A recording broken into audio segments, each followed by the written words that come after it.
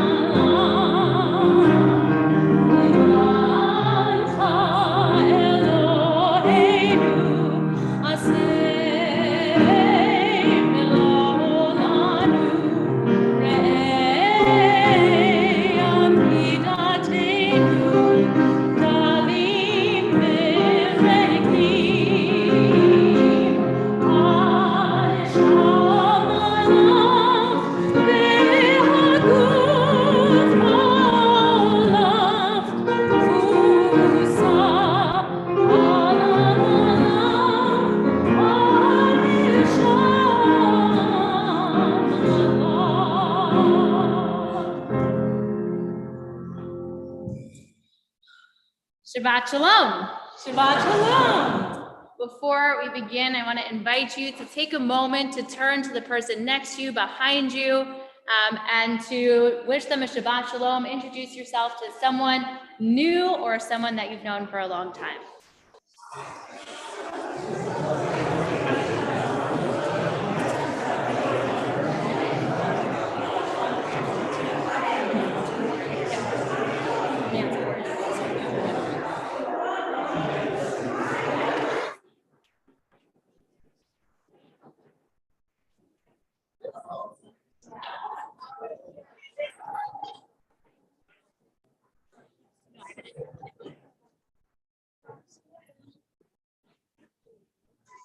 Shabbat Shalom. Shabbat Shalom. So in May 2002, during a press conference, Philadelphia 76ers guard Allen Iverson delivered one of the most memorable speeches in sports history. When asked the same question over and over about missing practice, he got frustrated and launched into a minute-long monologue in which he said the word practice 22 times in 1 minute. Here's just a snippet of the speech. I mean, listen, we're talking about practice, not a game, not a game. We're talking about practice, not a game, not the game that I go out there and die for and play every game like it's my last. Not the game. We're talking about practice, man. I mean, how silly is that? We're talking about practice. In Ted Lasso,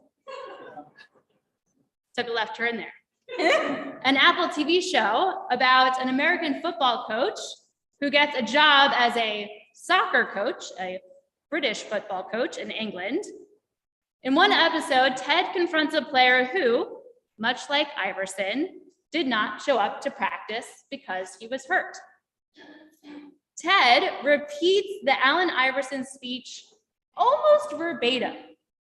It's a brilliant scene where the same words that Iverson uttered are turned on their head. The tone and context of Ted's delivery makes clear his message. Practice is fundamental. Practice is the reason why we can play the game. Practice is when we come together as a team, just us, without the opposing side, to build camaraderie, trust, and respect. Shabbat worship during Elul is our practice for the high holidays. Throughout the month, we do a lot of work independently. We reflect on our behavior over the past year. We set individual goals for the upcoming year. We make amends with the people we have wronged. That work, I think of it's kind of like the strength training or the stretching, the yoga, the sessions with the sports psychologist, the things that the athletes do by themselves. But this, right here, when we gather in our sanctuary, sitting side by side with fellow congregants, when we hold the machzor, the prayer book that we're going to use on the high holidays in our hands, familiarizing ourselves with its content and structure, when we hear for the first time in a year the modes and melodies in our liturgy that transport us to a high holiday mindset. This is the team practice for the high holidays. This is our team. The game is just 10 days away. So let's get to work. They saw me wince when you said we're going to invite up a very special team member, Howard Seidler, to help us with one of the next pieces of our service. So as Rabbi Ernheim mentioned, we are practicing. We are practicing with our machzor, which for our congregation is brand new. And if you are a Shabbat regular, this is already the third Friday that we have been practicing from this book, getting to know it a bit better so that when we come to temple on Rosh Hashanah and Yom Kippur, we feel comfortable with it, and it is that warm, comfy blanket that we want out of the High Holy Days. There are quite a few things in the book that are different than what we're used to, both because on the one hand, it's a High Holy Day prayer book, and it has liturgy and poems and all sorts of things for the High Holy Days specifically. And on the other hand, because it's a new High Holy Day prayer book to us. So please be on the lookout tonight as we move through prayers and turn maybe many pages at an unexpected time. that we might let you know, oh, watch out, the next paragraph, we're going to save that one until Rosh Hashanah itself to read. So one of the prayers that we'll practice here tonight, that if you're with us in 10 days on Erev Rosh Hashanah, we'll read in this very space, is the prayer Hineni. Please turn to page 16.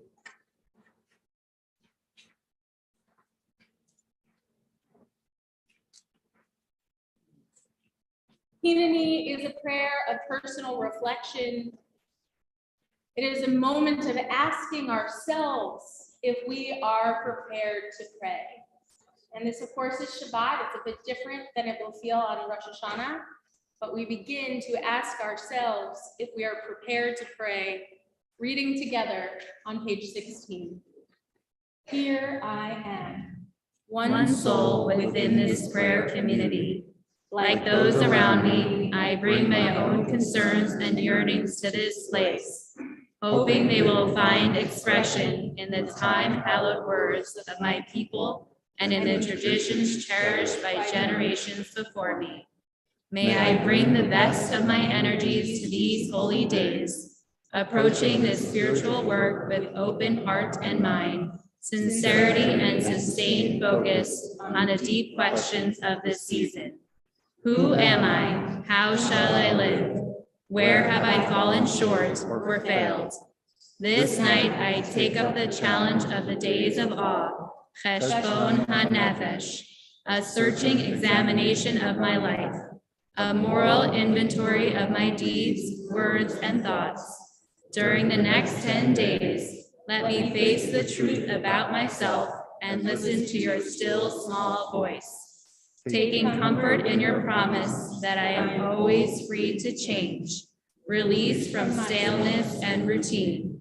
Let me know the joy of beginning again. May I gain strength as I share this task with those around me, united by our common purpose. Tikkun Midot, improving our characters, and Tikkun Olam, repairing the world. I now prepare myself to pray, one soul amidst this holy congregation. Tekiah.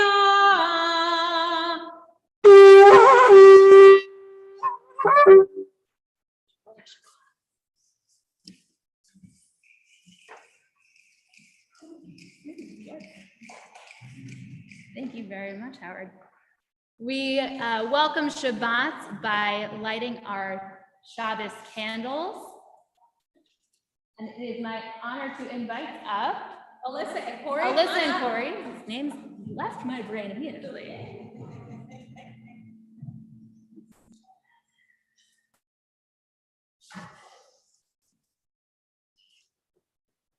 So we snagged Alyssa and Corey just because you guys live in Florida. So it's not every day that you're here in the sanctuary, but you're here tonight because your parents are having a wedding anniversary blessing a little bit later. And I'll talk about you more then. But for now, it is just a wonderful thing to have you on the Bima with us for candles.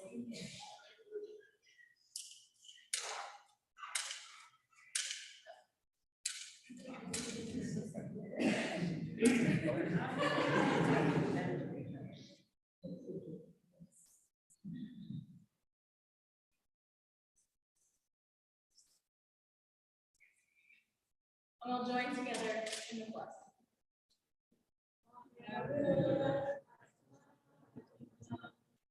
Elohim,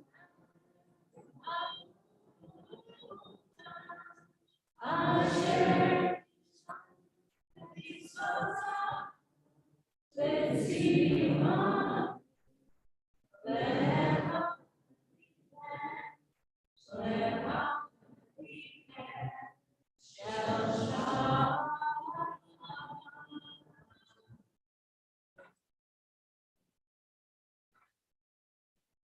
join together in the words of Kiddush.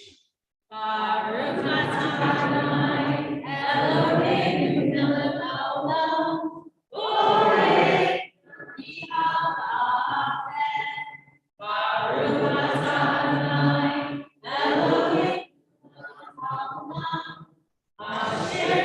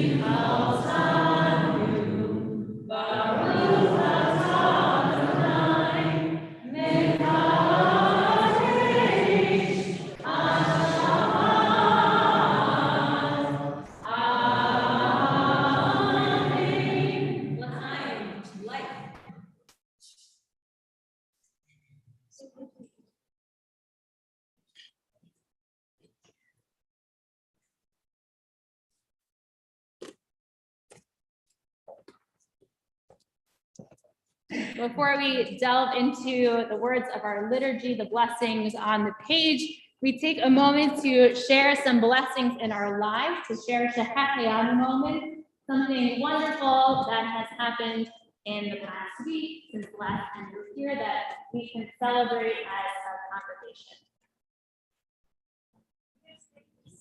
Ooh, the speaker family went to Vegas. That is awesome.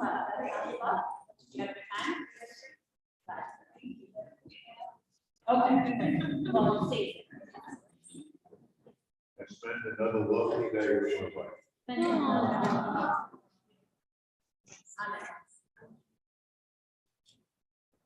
get to be here. We just announced. I will see this. The Chateau Bob.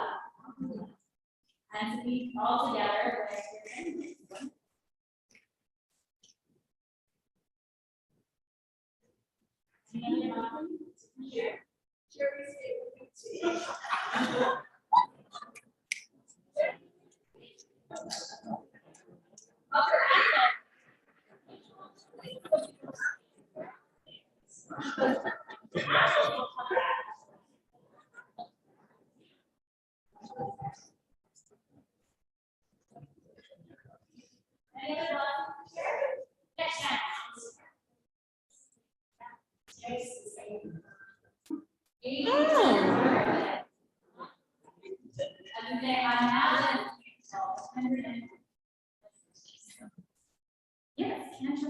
I had one last week too. What is going on in my world? This is amazing.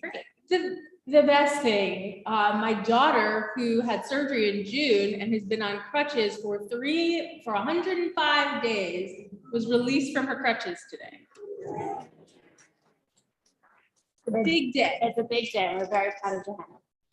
Very excited.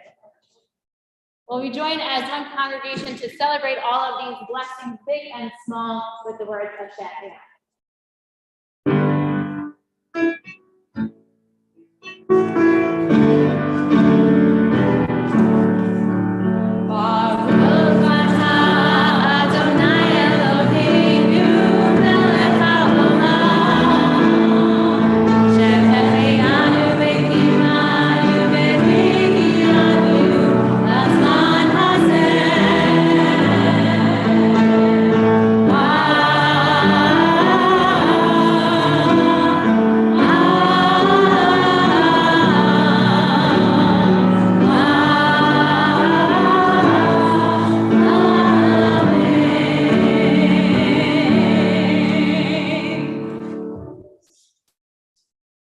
We welcome Shabbat by welcoming the Sabbath bride with the words of Lecha Dodi.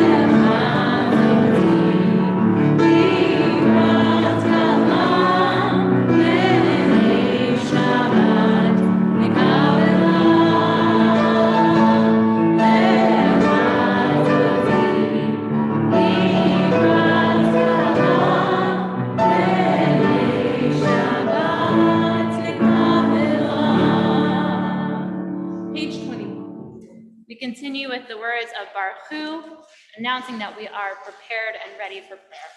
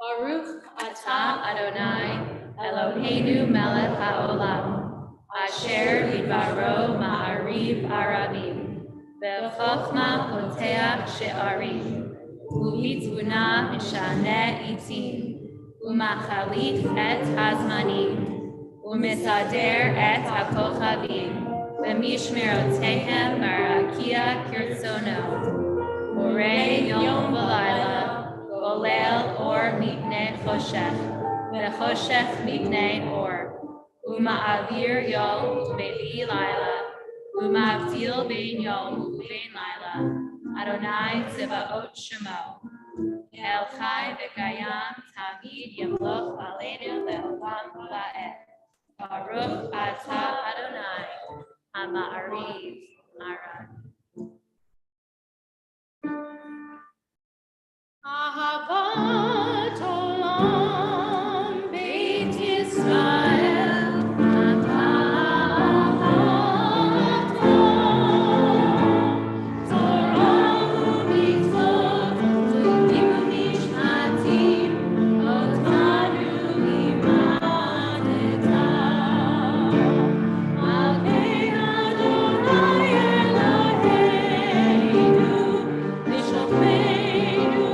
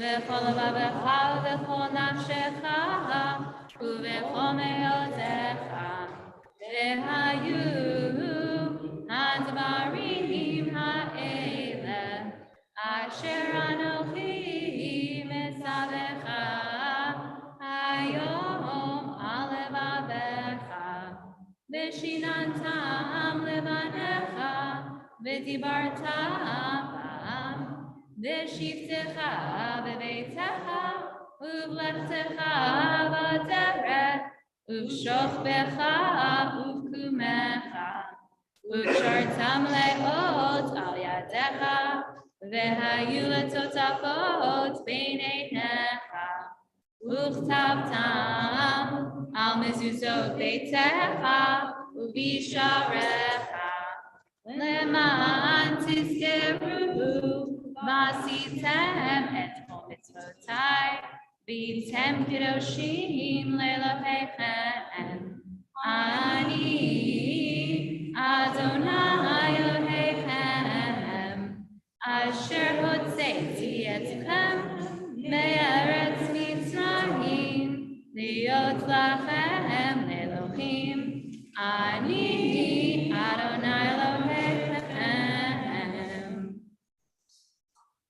We continue on page 35. There were no signs. By walking, I found out where I was going. By intensely hating how to love. By loving whom and what to love. By grieving how to laugh from the belly. Out of infirmity, I have built strength. Out of untruth, truth. From hypocrisy, I wove directness. Almost now I know who I am. Almost I have the boldness to be that person. Another step, and I shall be where I started from.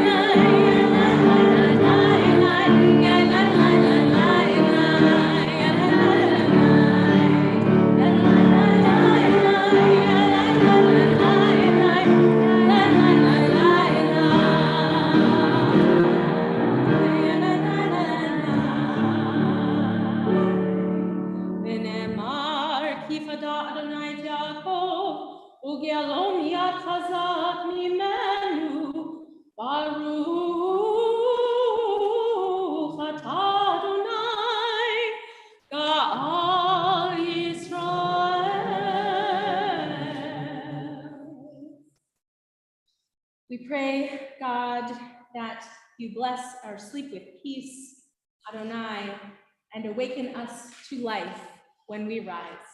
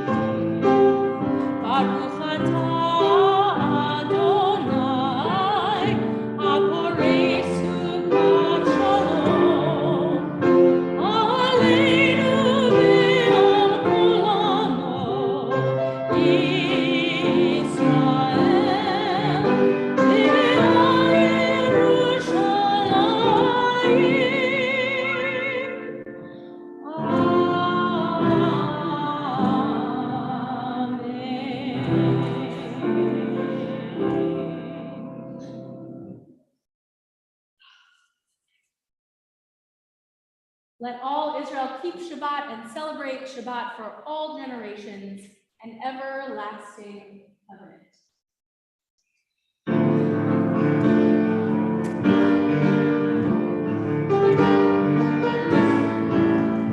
Here we go.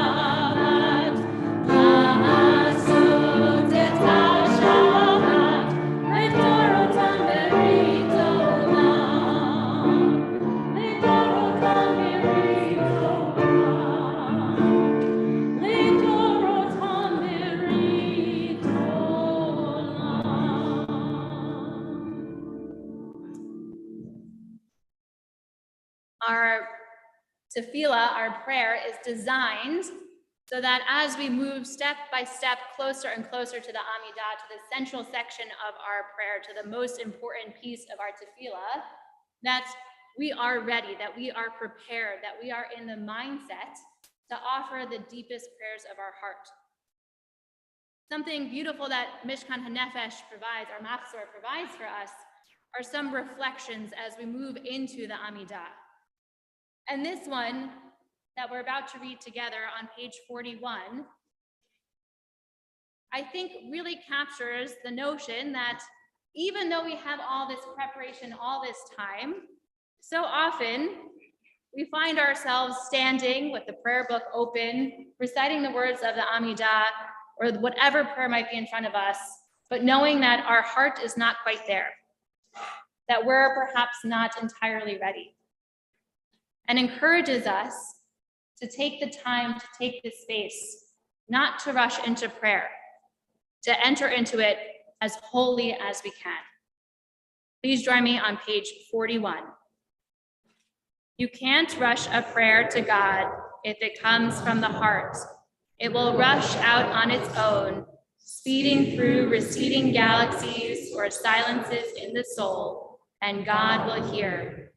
Honesty with all, but speaking to God is different. Mine the soul, for your coal and gems and regular earth. No pretense, and God will hear. Don't force the prayer or string the words together. Pause, perhaps. Better not to pray. Silence will be a message of awe, and God will hear. Now step off into the very deep, beyond the way of prayer. We glimpse unknown magnitudes of God. No more, or we would be stunned into silence. Except that love makes itself small, we could not pray at all. Please rise.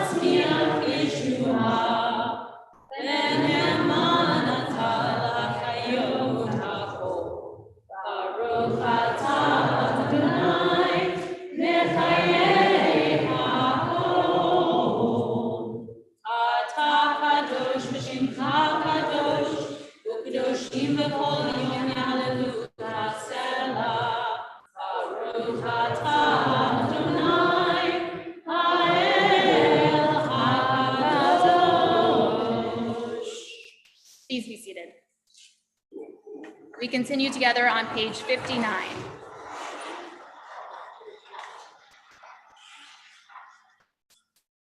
Help me to serve you truly with purity of heart. When I hear hateful or degrading speech, let me focus on good words and worthy thoughts. When my worst instincts cause me torment, teach me to care for myself and for others. In rough waters and misfortune, let me harbor patience and strength. Make my soul a sanctuary, that your light may dwell within me. Align all my acts in pursuit of goodness, so may I be vessel of holiness, serving you with purity and truth. We continue on the bottom of page 69. I was never able to pray. Wheel me down to the shore where the lighthouse was abandoned and the moon tolls in the rafters. Let me hear the wind paging through the trees and see the stars flaring out one by one, like the forgotten faces of the dead. I was never able to pray, but let me inscribe my name in the book of waves, and then stare into the dome of a sky that never ends, and see my voice sail into the night. Page 66.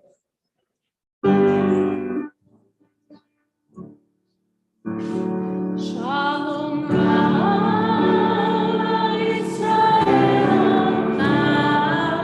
Tasim Leolam. Shalom Rava Yisrael Tasim Leolam.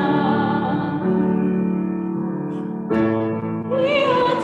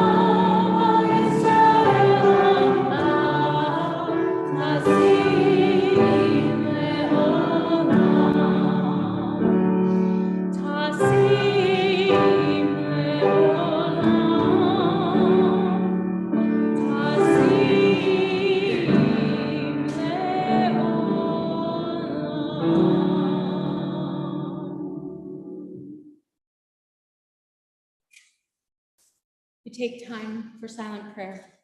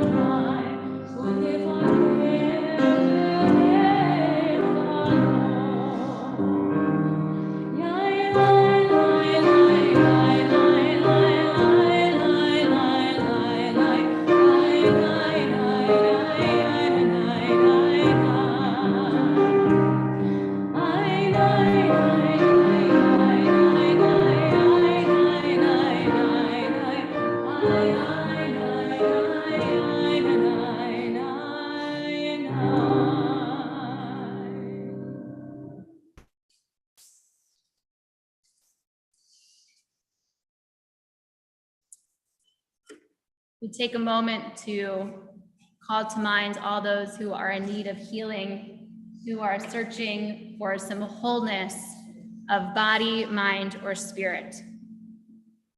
On our screens, we have displayed the names of individuals in our community who we are thinking of this Shabbat. If there's someone that you're holding in your heart, I invite you to share their name as I look around the congregation.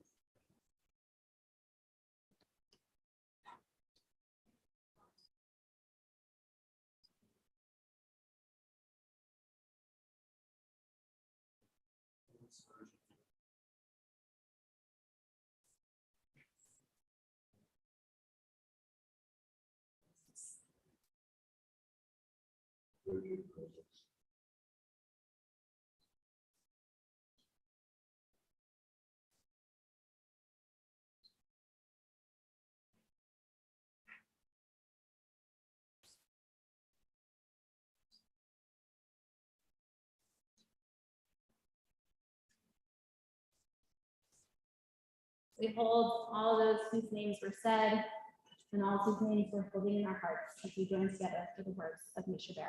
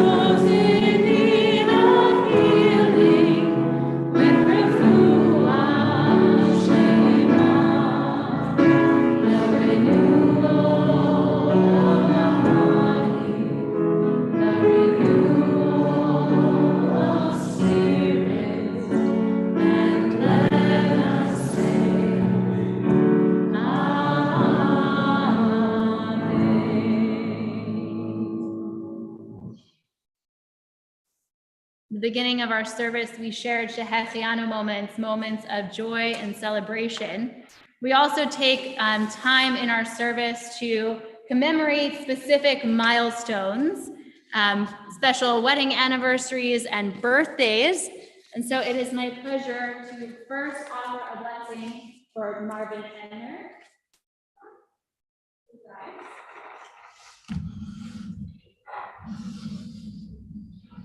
So Tuesday is your 95th birthday. It's quite an accomplishment after college.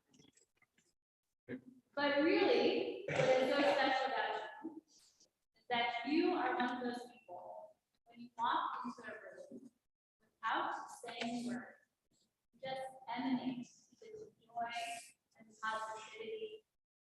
You're just that kind of person. Have an infectious smile, a great sense of humor, and a way of putting people at ease in your presence. And here our roads are taught that we should speak little but too much, and that we should receive everyone with a pleasant countenance. In so many ways, this is the blessing that we bring to everyone who has the great honor of spending time with Marvin.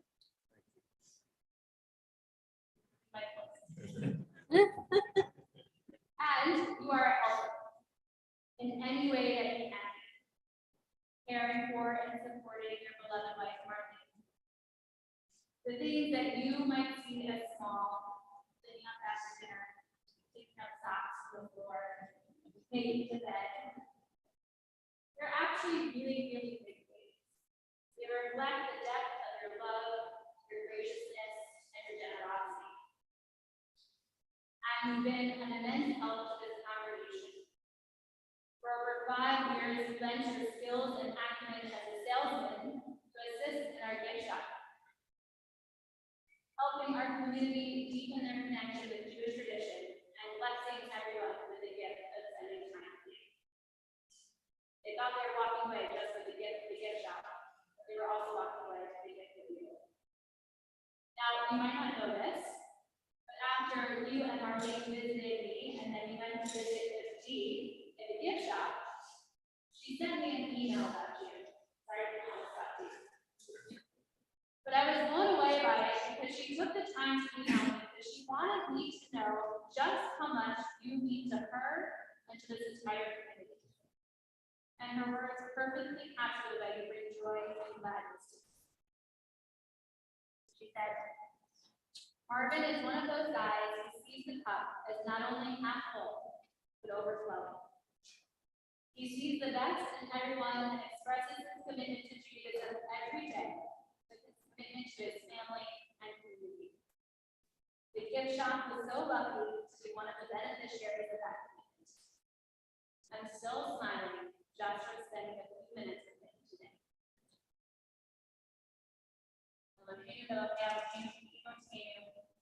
God of our forefathers and our foremothers. May you bless Marvin as he celebrates his 95th year, with a year of beloved moments with family and friends, with joy and with gladness. May you come to know that the ways that your Menschlichkeit, the ways that your smile, your presence, your disposition, make the lives of the people who know you and the world around you a better place. Amen.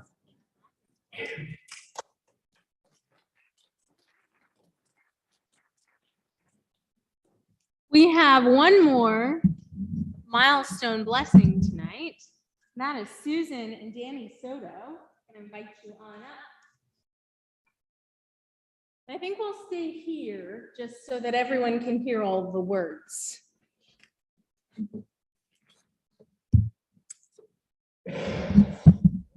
we go.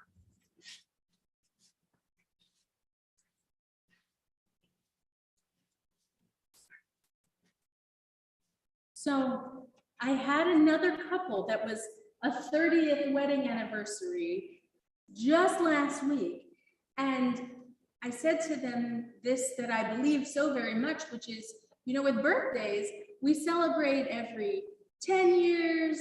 And then at a point, we might celebrate every 5 years. And then at a certain point, we celebrate every single year. But with marriages, we always celebrate every 5 years, because marriages that last are worth celebrating.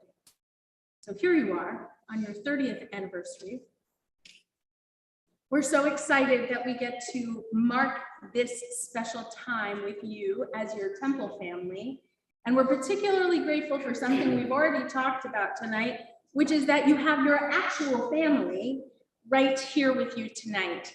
And with kids that are so big, that doesn't happen very often. And we wish a very special B'Sha'a Tova to Alyssa and to Corey, who are here tonight from Florida and helped us with candles and Kiddush and just announced that they have a baby on the way, your first grandbaby. So we say B'Sha'a Tova to you guys. May the moment that your child comes into this world be one that is exactly right. Exactly in the moment when it is meant to be that that child should come. We don't say Mazel Tov in Judaism, which I'm sure you know by now. We don't say Mazel Tov for blessings that are still on the way. Blessings that are forthcoming, we say B'Sha'a Tova. May all things come in their time. May all of the universe be in perfect alignment, that those things come to be. So Susan and Danny, to you we can say Mazel Tov, and we can say B'Sha'a Tova at the same exact time. Mazel Tov for 30 years. For 30 years of partnership, that have occurred in your marriage already, and B'Sha'ah Tovah for the decades of your marriage that are still to come. Mazel Tov on your 3 beautiful children, all of whom are almost launched, even you, almost. Mazel Tov on navigating the moments that have been filled with joy and all of the other types of moments that we have. Mazel Tov on choosing to be together over and over and over again into this moment in time and onward into the time that is unfolding before your eyes. And we say B'Sha'ah Tovah for your future together. May that continually evolving reality of your lives, your marriage, your partnership be exactly right. Exactly what it needs to be, surrounding you both with that sense of safety, of gratitude, of love, and of the possibility of what can be in your future. So, with all of that in our hearts and minds, we as a congregation get to offer the words of Birkat Kohanim, the priestly blessing. You know your part. I am confident that you do. I'll offer the blessing in Hebrew and then English. And then after the English, you all reply, Ken Yehi Ratzon, which means may this be God's will. Yevarechecha Adonai v'yishmerecha. May God bless you and keep you. Amen. Ya'er Adonai panav elecha v'funeka. May you always feel that God's light is in your life, and may you feel that God is gracious to you. Yisa Adonai panav elecha v'yasim lecha shalom. Wherever you walk, in the times when you are an individual, in the times when you are together, may you feel that God is turned towards you. And may God give you the greatest gift of all, a sense of shalom, a sense of peace and of wholeness. May this be God's will. And we all say, Amen and Mazel Tov.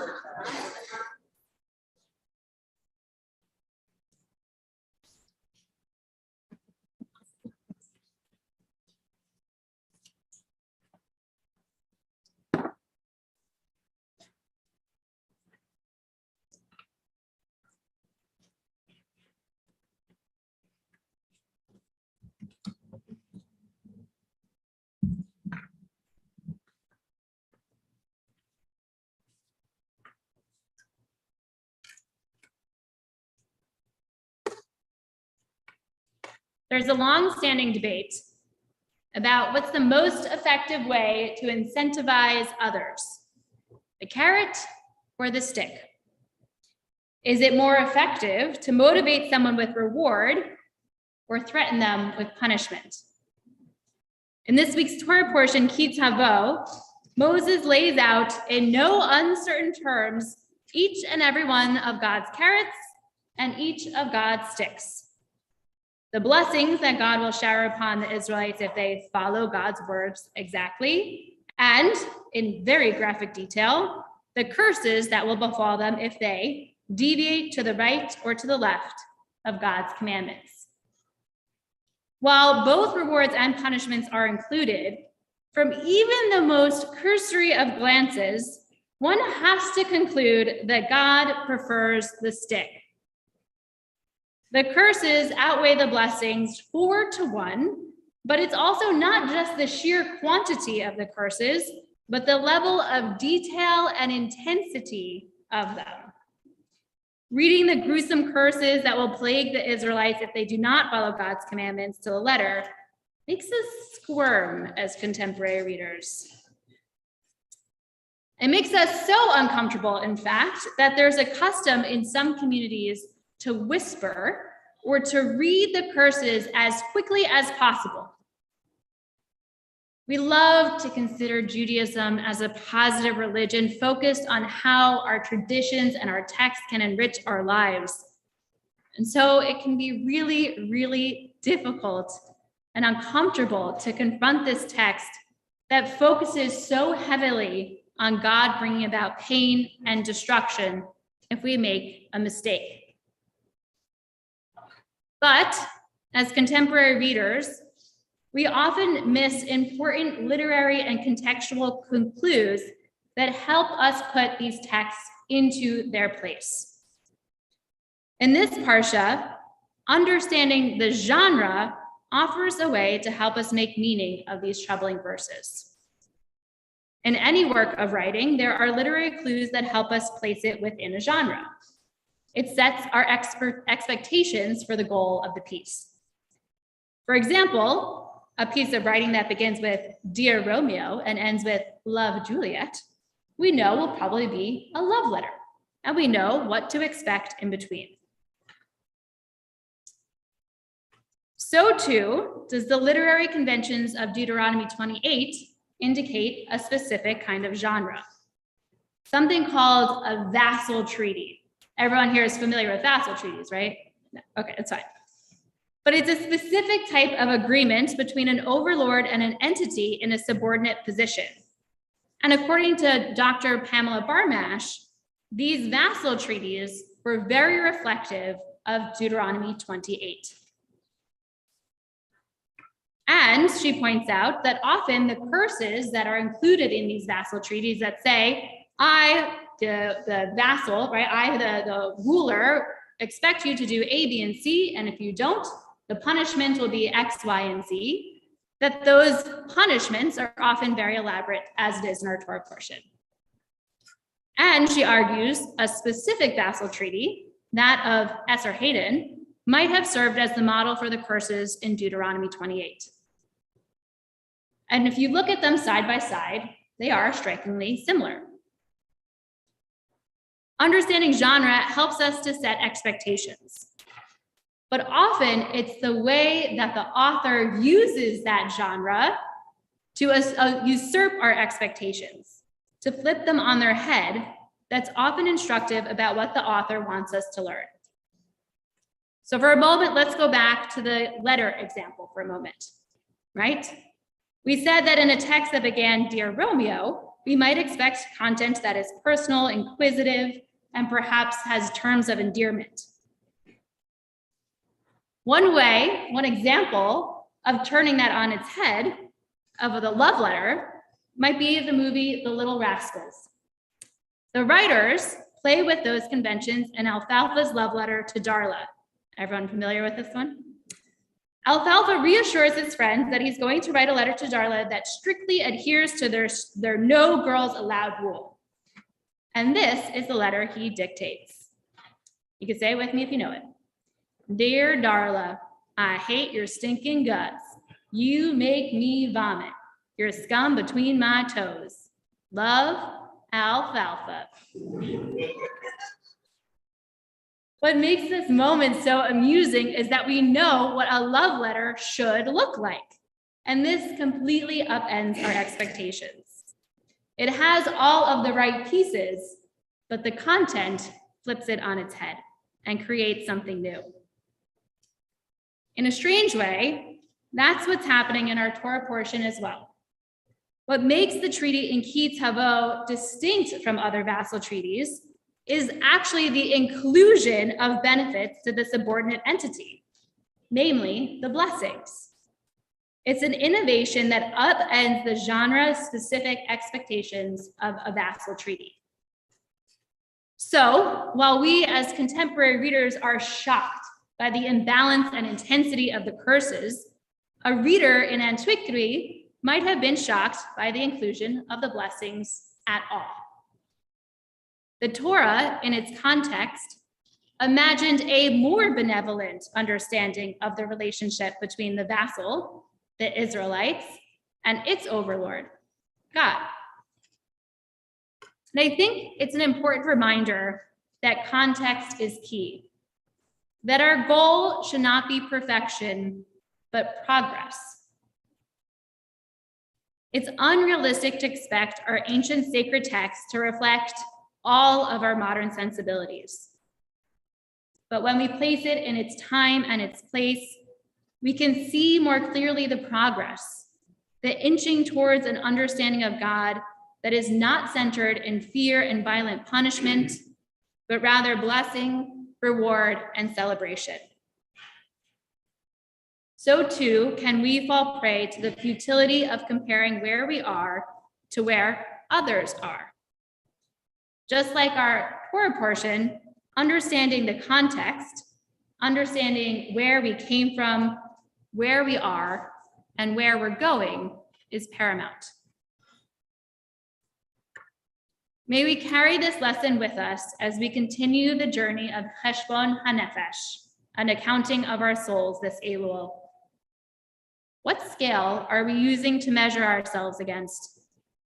Are we measuring ourselves compared to others, to what we assume is the ideal? Or are we measuring the delta, the change, the growth that we have made over the last year?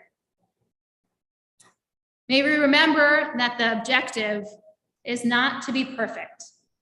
It's about being better today than we were yesterday. Shabbat Shalom.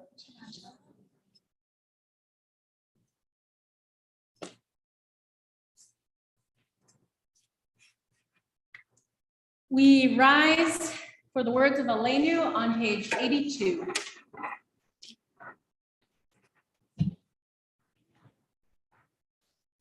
Elenu l'shabeach l'adon ha'kol, l'ateit b'dula yotzer breshit, shelo asanu k'goyei ha'aratzot, v'lo samadu nishkot ha'adama, shelo samvel k'yukatem, v'kor aleinu k'kol hamonam, v'anachnu koreim, u'mishtachadim u'modim, l'ifnei melech malchei hamlachim, HaKadosh Baruch Hu, v'ne'emar v'haya Adonai lemelech al kol haaretz,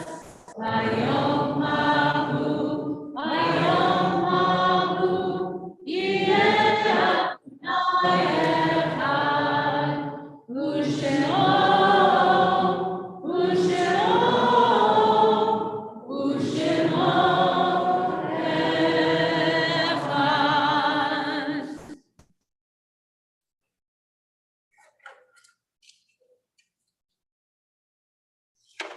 For a moment, I want us to return to that Allen Iverson interview.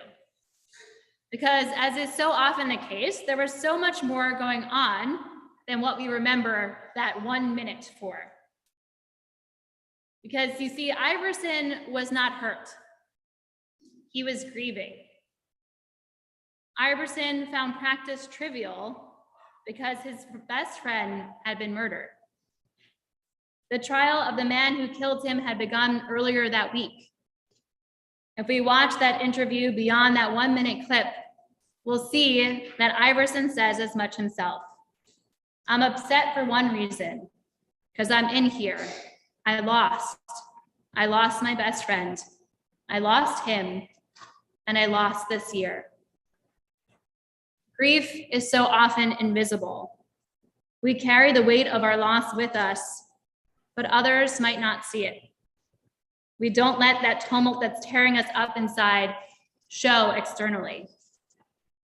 But when we gather to say the mourner's Kaddish, a prayer that we cannot say unless we have a minyan, 10 other people, we stand up as we hear the names of our loved ones. We identify as mourners, reveal our grief to the congregation so that others might know that we are in pain, that we need the comfort and support of this sacred team. This week, as a congregation, we are holding in our hearts individuals who have passed in the past 30 days. We're in the period of Shloshim. Harry M. Cronson, Audrey Claire Azarski, Robert Bob Fink, Judith Francis, Lisa Cursius, Ronald Maniloff, Esther Milgram, Phyllis Rudich, and Scott Michael Turner. We remember the yahrzeit, the anniversary of the passing of Bessie Allweiss, Gilbert Benson, Jacob Brodsky, Pauline Bruckstein, Sydney Cardoza, Melville Cohen, Ruth Davis, Carol Ann DePessa, Dolly Boxer Eisen, Frank Farkas, Henry Feuerstein, Leo Finman, Harry Fogel, Etta Goldberg, Edith Gordon, Samuel Greenberg, Bella Herman Gross, Jacob Heyman, Camille A. Hendrick, George Katzen, Theodore Clafter, Robert M. Lamb, Miriam Leader, Mabel McDonald, Rebecca Meter, Goldie Mooney, J.Z. Morris, Meta Morrison, Philip Novell, Clemens Adam Pinkney, Sarah Solomon Pesikoff,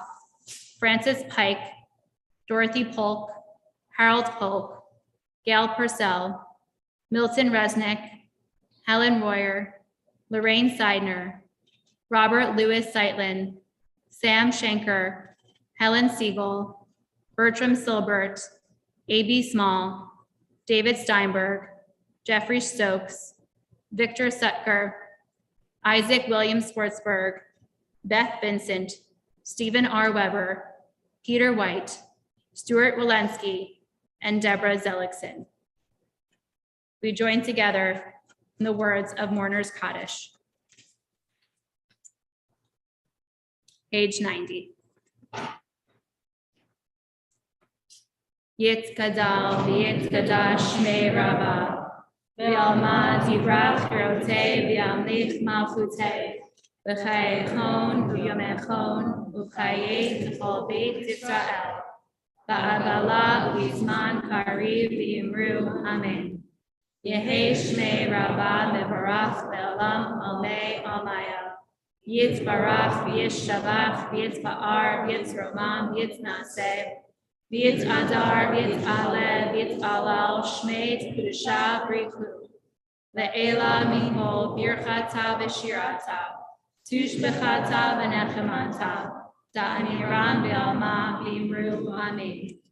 Yehei shlama Rabba min Shemaya v'chayim aleinu v'al kol Yisrael v'imru yoshvei tevel v'imru amen.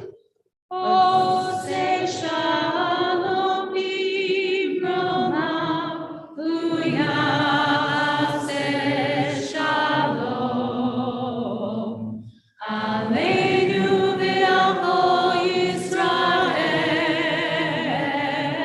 v'al kol yoshvei tevel v'imru amen. Please be seated. It's my honor to invite up Alan Kronovet, our president, to offer announcements.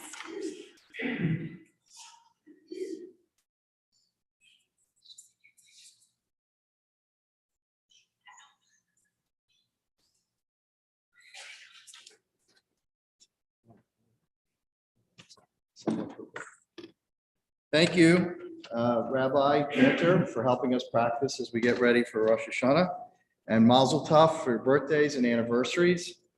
So we have Rosh Hashanah and Yom Kippur coming up soon.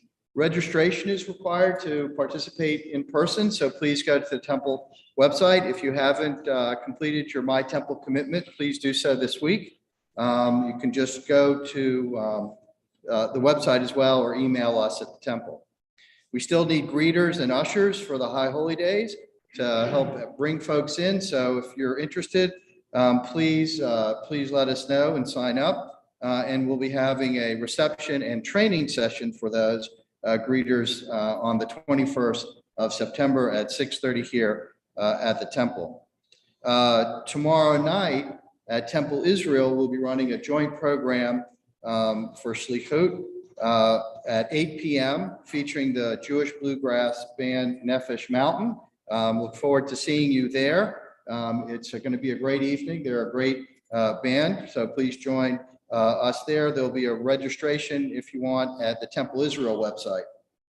And then this Sunday, our religious school starts, so we look forward to seeing some of you and maybe your grandchildren there. So we look forward to that. Very excited. I know that Rabbi Nichols has a great year of programming and community building and friendship building for our students. Thank you. Thank you, Alan. We conclude with another one of our Temple Bethel always High Holy Day melodies. Part of Elul, we're also getting used to some of these tunes and melodies that we'll use throughout the High Holy Days. The time is now to conclude singing the words of Pure Heart.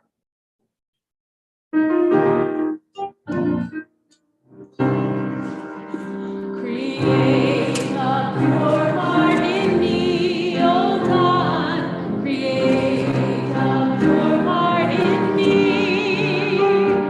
Create a pure heart in me, O God.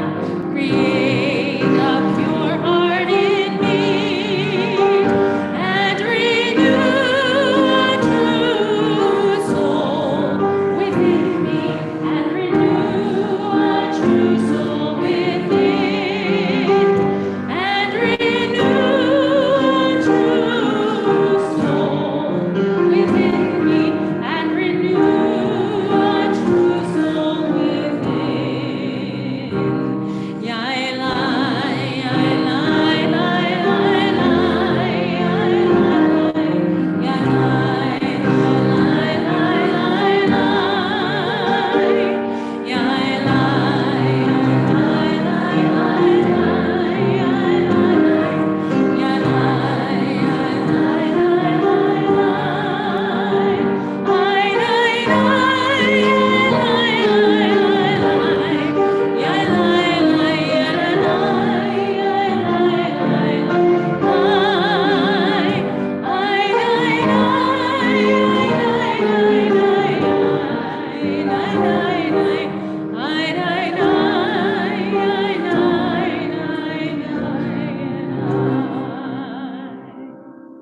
Shabbat shalom. Shabbat shalom. I think there's an O-neg.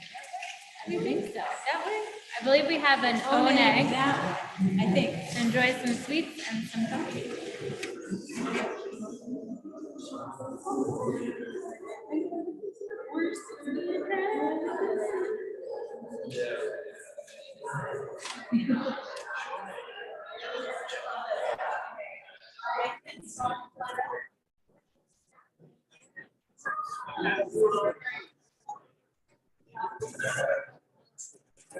Question. Yeah.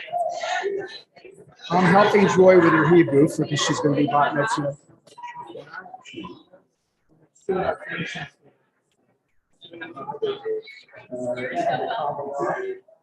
How can you say that? I always do it. The two vertical bars. But you close the service. Why do you say the top of bars? As opposed to the top. So, but it depends on whether it's what's called a shvana or shvana, right? So the two dots sometimes puts a syllable, but sometimes it makes a tiny little fifth, right? So like we have la. So how do I teach her? So normally, right? Normally the way. So first of all, if you see two shvaim, if you see two shvas in a row, then you pronounce the second, right? The first one puts a syllable, the second one. But usually it depends on, I think, Cancer Thomas might be better. armor, but a lot of it depends. Now I can't recall. But it depends on the letter that's next to it. Or things like that. But also sometimes with music it's hard because but it's Kabbalah, right? It's the Kabbalah. It sounds better. Yeah. But some people say the Kabbalah. Because I'm trying to, I can't just sit and read, if I've never seen it before, I can't keep up with something new. Yeah, I yeah, have to read it. yeah. Keep her. She's been working on the Hebrew. Yeah, I think some of it's also just like we're used to saying Kabbalah, where there is a kamatz there, right? There is an ah sound. So in this conjugation of it, where there's a shva, because it's not Kabbalah, it's the verb, right? That's we're just so used to saying Kabbalah that the shva not is the shva. But also Cantor Thomas might have a big grammatical answer here because she's like really good. He's asking me. Yes, sure, sure. No. Oh, thank you, thank you. All I know is they make it fit with the music. Yeah. That's what she said, that's one Yeah, reason. Also, that was but fine. like some places sing it differently. Like Cantor Thomas sings everything differently. Right. So whenever I'm singing it slightly different, it's great service. Yeah. So whatever. She's the boss. When it comes to singing, I'm yeah. Yeah, we'll have to ask for that. Yes, yes. Because, well, she said, well, why do you say it there and why do you not say it there? It's confusing.